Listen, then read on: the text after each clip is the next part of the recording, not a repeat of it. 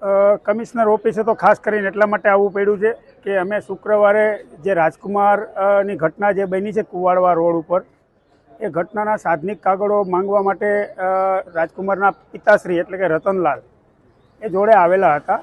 કારણ કે એને અહીંયા કાગળો કેવી રીતે મેળવવા શું છે એટલે આમ નબળા પડતા હતા. એટલે મને કે એક એડવોકેટ તરીકે તમે સાથે આવો, એમની સાથે હું ગયેલો અને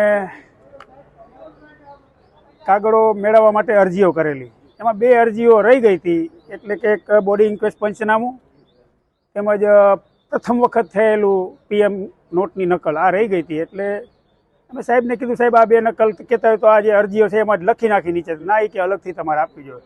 એટલે એક તો ત્યાં અલગથી મેં આપેલી હતી અને બીજી એક અરજી જે હતી PMની એ બીજા દિવસે મેં કીધું જાય તો ઓલી લેતા આવી બેહારે. એટલે ગયા એટલે સાહેબે બાનું કાઢ્યું કે મારે જિલ્લા સરકારી વકીલને પૂછવું પડે. મેં કીધું સાહેબ તમે PI છો, નકલ મળવા પાત્ર છે કે નહીં, તમે આવડા મોટા અધિકારી, તમને ખ્યાલ ન હોય, મારે તમને કાયદાની ભાષા, અને અમે તો કીધું સામાવાળા થોડા છીએ, અમે તો અરજદારો છીએ, અમને તો મળવા જોઈએ કાગળો, ફ્રીમાં મળવા જોઈએ.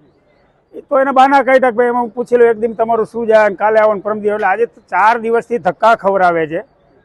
અને આજે અમે સીધા AGPને એટલે કે જિલ્લા સરકારી વકીલને મળવા ગયા તો એને મળ્યા નહીં. એટલે મેં ફોન ઉપર વાત કરેલી, એટલે એને મારી ઘરે રેકોર્ડિંગ છે એમનું. એમને એમ કીધું ભાઈ મારે સાહેબ જોડે વાત થઈ ગઈ, મળવા પાત્ર છે.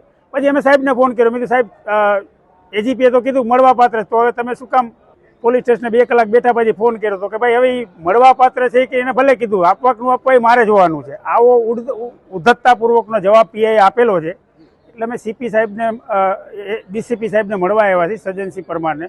એમને પણ 3-4 દિવસથી ફોન કરું છું, એ પણ ફોન ઉપાડતા નથી. ભલે કોઈ કામકાજ હોય ન ઉપાડ, પણ આજે રૂબરૂ મળે શું અહીંથી જવાબ મળે છે એ જોવાનું રહ્યું. કાગળો નથી આપતા ને એટલે 100% આપણે કહી શકીએ કે ક્યાંક ને ક્યાંક દાળમાં કાળું છે, એવું કહી શકીએ. હા, અને બીજું કે જે પ્રથમ કાગળો આપ્યા એમાં ફોરેન્સિકના જે કાગળો ઉતાવળે અપાઈ ગયા ને એમાંથી જે નવા જે અમુક ઇસ્યુ ઊભા થયા કે ભાઈ લાકડીથી માર મારેલો છે, એમાં ગુદામાં નિશાન છે, આ બધા જાહેર થયું. એટલે એને કદાચ કોઈ ઉપરના અધિકારીઓએ એવું પણ સૂચન કર્યું હોય કે ઉતાવળમાં કાગળો શું કામ આપો છો, હવે પછીના કાગળો આપવામાં અમારું રેફરન્સ લેવો. આ કારણોથી કદાચ PI કદાચ કાગળ ના આપતા એવું પણ આપણે કહી શકીએ. તો દૂધનું દૂધ ને પાણીનું પાણી, આજ નહીં તો કાલ.